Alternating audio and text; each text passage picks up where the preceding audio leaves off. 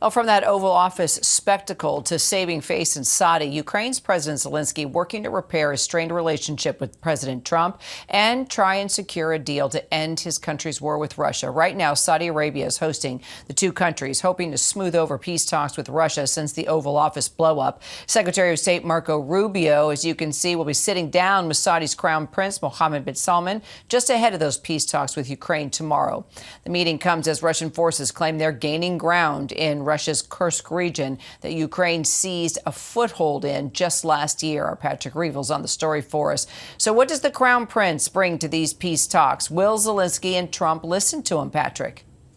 Hi, Kira. I think, what we're seeing from Saudi Arabia's Crown Prince is basically the way he's been able to put Saudi Arabia as a potential mediator in this war. It's something that they've been slowly angling for over the course of the conflict, but it seems now they are having more success and basically are just providing a neutral platform for both Ukraine and Russia to have these talks. And obviously what we're seeing here is basically a sort of mirror version of the meeting between US and Russian officials that happened a couple of weeks ago, also in Saudi Arabia. And now we are seeing the US give the same kind of meeting to the Ukrainians. Now, but the difference is obviously stark. We're seeing that the Ukrainians are really hoping that this can be a chance to bring down the temperature and repair relations with the Trump administration and with President Trump in particular, and basically by persuading the Trump administration that they do want to have peace, but also trying to persuade them that Russia does not, and that ultimately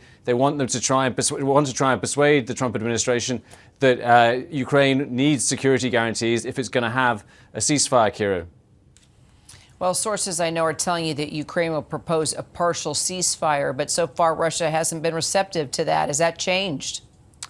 Yeah, Kira, so a Ukrainian source close to President Zelenskyy has told ABC today that tomorrow, during these talks with US officials, they will propose a mutual pause on long-range strikes from the air and sea. And this is actually an idea that was floated first by French President Emmanuel Macron, suggesting that it should be a month-long pause on these long-range strikes. And Ukraine says that they want this as a way of basically testing Russia, saying that this can be a partial ceasefire. They will see if Russia observes it, and if it does, then they can attempt to try and move forward onto a broader, real ceasefire. I think many Ukrainian officials believe Russia will not go for it. And certainly we've seen publicly in the past couple of weeks, Russian officials signaling they do not strongly support this idea, repeating again and again that they do not want a temporary ceasefire. I think there's also a possibility that this idea of a truce that's coming from the Europeans and now as well from President Zelenskyy could in part be about placating and appeasing Donald Trump and basically saying, look, we want a ceasefire. Let's see if the Russians do, Kira. All right. Patrick Reevel, thank you.